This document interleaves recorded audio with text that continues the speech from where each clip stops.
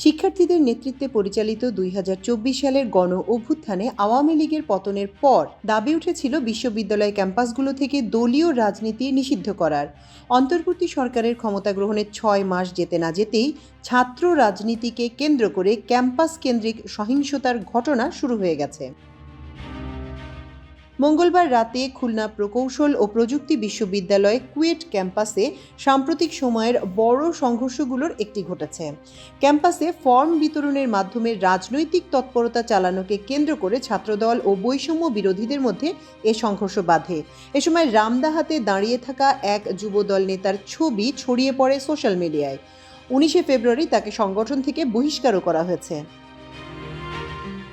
এর আগে এরকম বড় আকারের ঘটনা ঘটেছে চট্টগ্রাম পলিটেকনিক্যাল ইনস্টিটিউটে।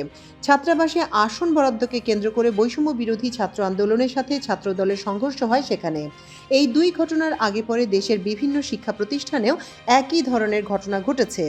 এসব সহিংসতা সংঘর্ষের ঘটনায় ঘুরে ফিরে বাংলাদেশ জাতীয়তাবাদী ছাত্রদল ও বৈষম্য বিরোধী ছাত্র আন্দোলনের কথা এলেও ছাত্রদলের পক্ষ থেকে বারবারই বলা হচ্ছে যে এই সব কিছুর মূলে রয়েছে শিবির। কুয়েটে ছাত্রদল ও বৈষম্য বিরোধী ছাত্র আন্দোলনের নেতাকর্মীদের মধ্যে সংঘর্ষের পর আগামী ২৮ ফেব্রুয়ারি পর্যন্ত ক্যাম্পাস বন্ধ ঘোষণা করেছে কর্তৃপক্ষ। মূলত ছাত্র রাজনীতি বন্ধের দাবিকে কেন্দ্র করে মঙ্গলবার দুপুরের পর থেকে কুয়েট ক্যাম্পাসে এই দুই সংগঠনের সমর্থকদের মধ্যে দফায় দফায় সংঘর্ষ হয়েছে এবং তাতে অর্ধশতাধিক আহত হয়েছেন। বেশ কয়েকজনকে আটকও করা হয়েছে।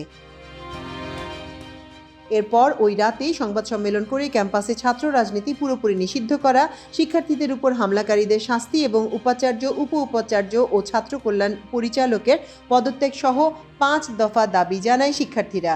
এই ঘটনার সূত্রপাতের বিষয়ে গতকাল খুলনা মেট্রোপলিটন পুলিশের অতিরিক্ত উপ police commissioner Mohammad Ahsan Habib BBC বাংলাকে জানিয়েছেন, ছাত্রদল সদস্য সংগ্রহ ফর্ম বিতরণ করছিল। এ সময় যারা ক্যাম্পাসকে রাজনীতিমুক্ত রাখতে চায় তাদের পক্ষ থেকে প্রতিবাদ করা হয়। এটাকে কেন্দ্র করে দুপক্ষের মধ্যে কথা কাটাকাটি শুরু হয়। এক পর্যায়ে সেখানে বাইরের লোকজনও যুক্ত হয় এবং দুই পক্ষের মধ্যে সংঘর্ষ হয়। এই ঘটনার রেশ দেশের অন্য ক্যাম্পাসেও ছড়িয়ে পড়ে।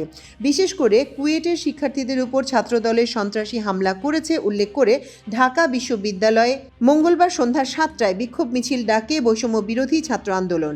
কিন্তু ছাত্রদল এই হামলার দায় স্বীকার করেনি।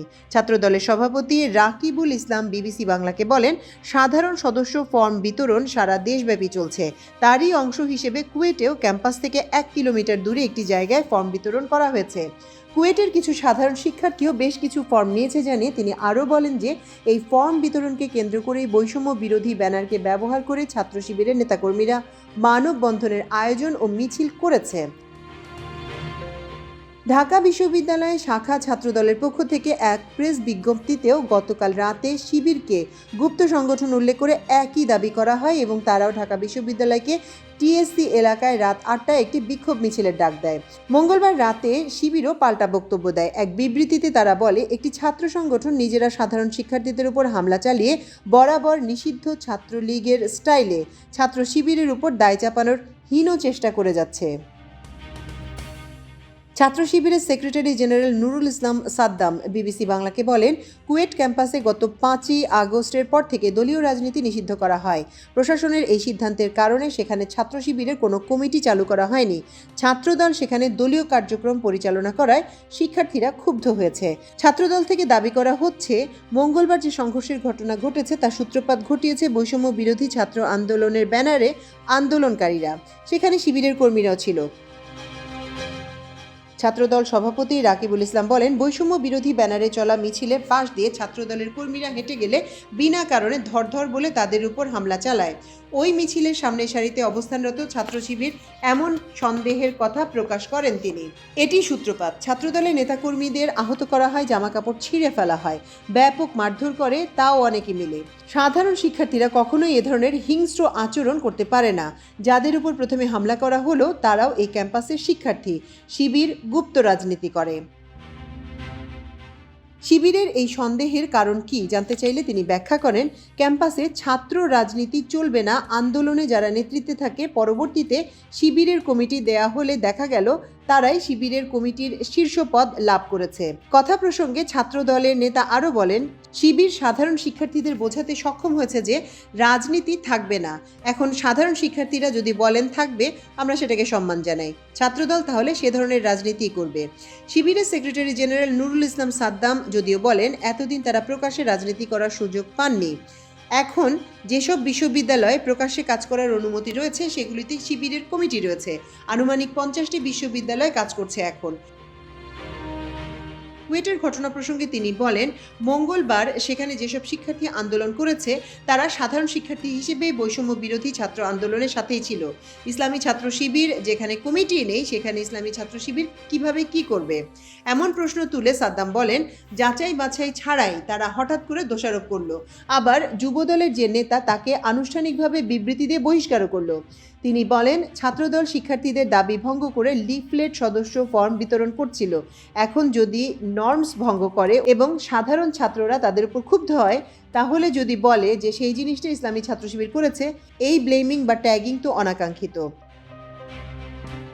আওয়ামী লীগ ও এর সাথে সম্পর্কিত সংগঠনগুলো ছাড়া প্রায় সব ছাত্র সংগঠন একযোগে ছাত্র জনতার গণ অভ্যুত্থানে সামিল হয়েছিল।